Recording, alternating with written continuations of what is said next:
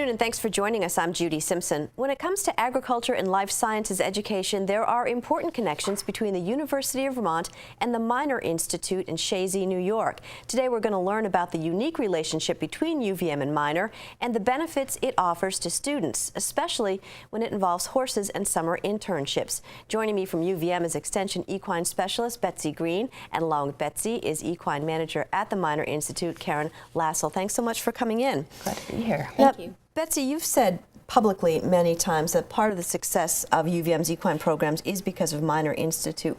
What do you mean by that? Well, when you look at our teaching program, we have only 4 to 5 or at times 6 horses for use with the students in the labs, and many of those horses have been Miner Institute horses. In fact, Reggie, we should call him Professor Reggie, has actually been there. I asked Karen, and it was since he was 3, and he's 25? 25 this year.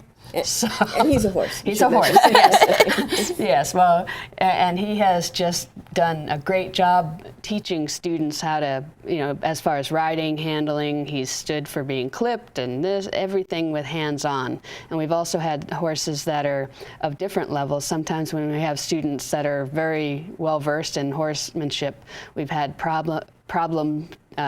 special problems, try again. And so we have things like untrained horses, or teaching a horse a new skill, like teaching to drive, things like that. So they've been very valuable in our program for the last 20 plus years. Mm-hmm. And so, Karen, on the other side, what benefits do you get from having Miner horses at UVM? Well, certainly the relationship is very helpful in terms of having some horses, like Betsy mentioned, come over and get some training. They keep in exercise. At Miner, we don't have a full-sized indoor riding arena, similar to the Spear Street farm. So the horses that are over there get exercise all winter. They get lots of attention, grooming, and care, and particularly for horses like Reggie, who's now 25, and another horse, Saranac, is 22 this year. It's better for them to stay in work all the time. They stay fit, and it just keeps them healthier longer. So that's certainly a great benefit. That's the big one. Betsy, what are some of the things that you and Karen, along with other professionals at Miner, have been doing together for the past 15 years or more?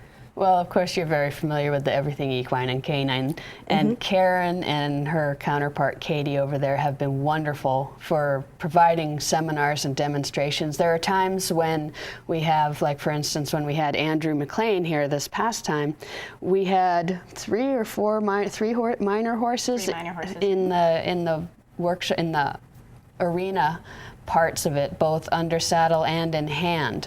And it was really good because these horses were getting some first time out experience, and it was perfect for what he was trying to teach people, how to use this with their own horses at home. And so it wasn't just okay, here the horse will do whatever you want. It was, okay, let's deal with the issues as they come up. And they did with those horses and the others as well, so it was perfect. Can you tell us, just go into a little bit more specifics of what kind of issues came up if people aren't familiar with horses, what we're talking about?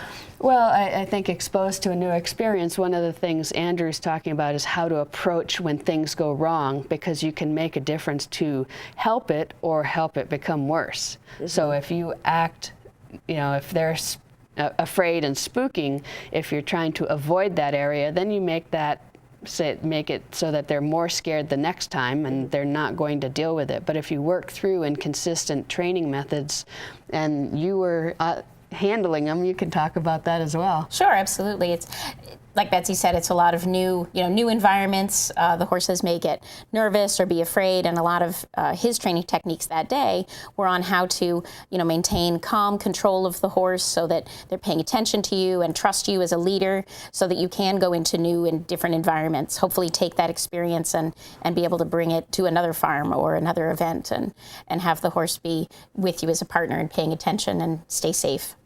And also, Karen was also doing a seminar on new horses and how, for the folks that are entering our industry and want to find out, she does a great job just making the folks feel comfortable, giving them good, solid information, but also letting them feel in a good environment where they can ask whatever questions they want. Now, my notes say that there's something called Equiday.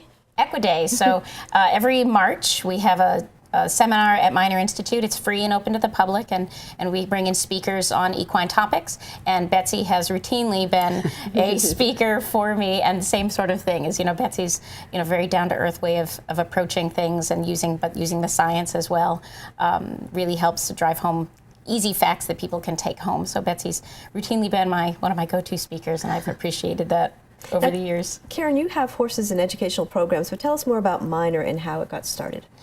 Way back when Mr. Minor built the farm to be an agricultural education and research facility.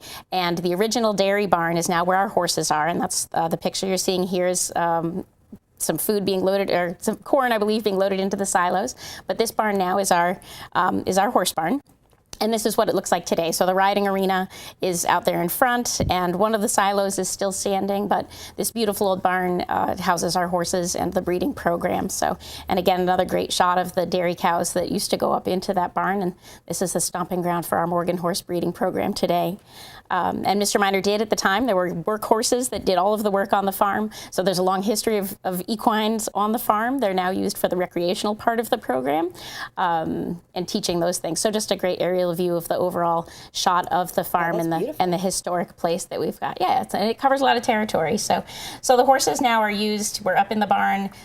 Most of the students that come through are interested in horse careers, and so they need to learn more management skills. So some hands-on things. So we have a number of stallions on the farm. So this is a senior stallion that we stood for many years, sire of a lot of horses in our program, and I'm coaching a student here on good handling techniques. And UVM Valkyrie is on lease to us from a good friend of the program, and this is the foal she had for us a few years ago, so part of the collaboration continuing. So this is a great shot of the summer students from last year. So this is including the equine students as well as farm management and agricultural research. So we host a lot of open houses, a lot of different educational events like Equiday, and so students do a lot of the hands-on part of those sorts of things. We take horses to the students take horses to the county fair as well, so they learn all the different styles of riding and driving that the Morgans are known for versatility on. And then they also participate in, we're the agricultural research and education facility. So research is a big part of what we do, and the students are learning both, blood sampling techniques, and then we do work with reproductive physiology. So this is working with a stallion that was visiting the farm. This is a paint draft stallion, and students learn handling techniques for breeding programs. Mm-hmm. How many students do you get? We'll have 6 this summer, so we take 6 students for the equine management program, and they'll do all of the labor of the farm. Now, you also brought a video clip to show the versatility of the Morgan and the versatility of the students' experience, so let's take a look at that as well. Great, thank you. So, like you were saying, the versatility of the Morgan is what's really important with what we do. It's great that Morgans can drive, they ride, all sorts of different styles of riding and driving.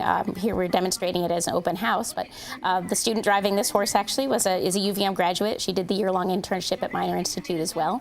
The students learn carriage driving, they'll learn Western, they learn different styles of English riding, all, like I said, centered around that versatility of the Morgan horse. And this is actually HD St. Regis, so this is Reggie with another intern, and she is demonstrating Western pleasure, is what we were doing here. Why is versatility so important when you're talking about a horse? Don't all horses do this kind of thing? They do. Morgans are known for their versatility as a breed in general.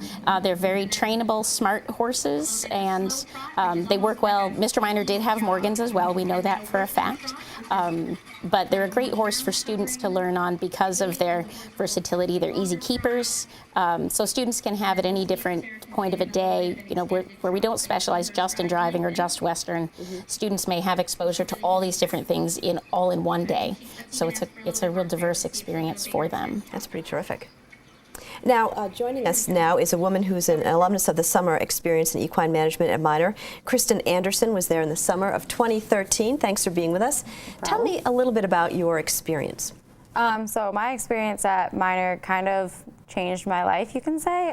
Really, yeah, exactly. nothing too big there. No, not at all. So it really helped me focus on what I wanted to do. I was given the opportunity to help bring along a 5-year-old going on 6 by summer, and we learned a lot of how I could be sensitive with her and how I was used to bigger horses who were not quite as sensitive and not quite as easygoing. So it was a little bit different of a handling technique, and learn how to do the breeding like Karen had mentioned. I had never done breeding before, and it was before my repro class at school from UNH, and so we did a lot of different things that you wouldn't get in a classroom, and I don't learn super well in a classroom. And we were talking on the way over here how I like learning. I really love learning. I love learning new things and all sorts of things. And classroom is good for me for the backbone, and then doing stuff hands-on really helps solidify all the things that I learned in the classroom. What was the biggest thing that you think you took away from your experience? Oh, that's a weighted question. The biggest thing I took away probably was where I want to go in the horse industry. So I really, really love training, and I like working with younger horses and help bringing them along to be under saddle and or driving or doing the training part of it. I really, really like. So that was the biggest challenge for you, do you think? I think it was the biggest learning experience. The biggest challenge was probably I actually helped learn. So the students also learn how to do, give shots, and I don't do well with needles, so I learned how to cope with that, and that actually was probably one of the bigger things that was a big challenge for me, was that I really wanted to challenge myself to be able to give shots to the horses so that it's not a big problem in my life anymore. Well, that's good. Well, Karen, this summer, what do you feel the students take away from their experience? Well, in addition to all the things Kristen talked about, the easy stuff that's obvious to point at, the training, the handling the young horses, working with the breeding mares and stallions and things like that. It's also really, it's a job experience. They're getting paid to work at Minor Institute in addition to doing their college work and getting credits for it if they're doing that at home. But, they learn to work in a group, they learn to work as a team, they learn to follow directions, but also take initiative. So it's very much a learning on the job experience for them. What's a typical day like for a student? Oh, we always talk about that there's typical days, but there's no 2 days that are ever alike. So they start morning with chores, so get all the feeding and cleaning stalls and turning out horses and grooming them. And then we sit down and plan the day. So we look at a list of horses, of tasks that we need to accomplish, and assign students to each of those. And we may take that moment together to talk about, if there was a horse that had a problem the day before with a certain training technique, a bridle that it wasn't comfortable wearing on its head. We might talk about, why we choose different kinds of bridles, what sort of bit we're going to use on that horse today to try to address that issue so that the horse can continue in its progress. And they do all of that. Yeah, you brought along another clip, I guess a student riding. Let's take a look at that. Okay, and great. You can tell us what we're seeing. Okay. So the students all, in addition to working with all the horses all day, they all take on a training project as well, and hopefully it fits their needs for what they want to learn. So this student here was interested in taking a horse from not having been ridden to getting him ready to be sold. So this was a 3-year-old gelding, and the student was teaching him how to go in the arena. So she was working on some things to kind of polish him a little bit. So that's why she's working on asking him to, keep his head down, keep him sort of collected and together, and putting the video together then as a sales prospect also. So that's what we're working on with this horse here. So he's H.D. Galway is his name, and he was, I said, born on the farm, and so he was student raised all along, and she'd been working with him for a couple of, probably about 8 weeks at this point, getting him ready for sale. That must be a great advantage to have sort of different students coming through working with the horses so they get used to different people. Absolutely. It's great. It is great for the horses, and a lot of horses do really thrive on that kind of attention, and it helps us because all the horses are available for sale. And so as the horses come through the training program, if they have been exposed to a lot of different students and a lot of different opportunities to be ridden by different people, it helps me know as a salesman whether or not that's the kind of environment the horse like this would thrive in. Would he thrive having a whole family own him, or would he rather be a one-person horse only? So it's good for me to know those things about the horse as well. And how many horses do you sell? So we have 25 on the farm, and a lot of them are young. We sell probably anywhere from 1 to 4 a year is usually how that goes. Now, if people are interested in more about the Minor Institute, or maybe students want to find out more about that, what should they do? Well, certainly the website is a great place to go for information. They can call me at the farm. The phone number's up there. There's a number of different extensions that go to my office or to Katie Ballard, but if you go straight to the operator and say you want to talk to a horse person, they'll know how to find me. So, yeah, those are great ways to find me. Well, terrific. I want to thank you both for coming in. Great. Thank you, Judy. Thanks to you as well. That's our program for today. I'm Judy Simpson. We'll see you again next time on Across the Fence.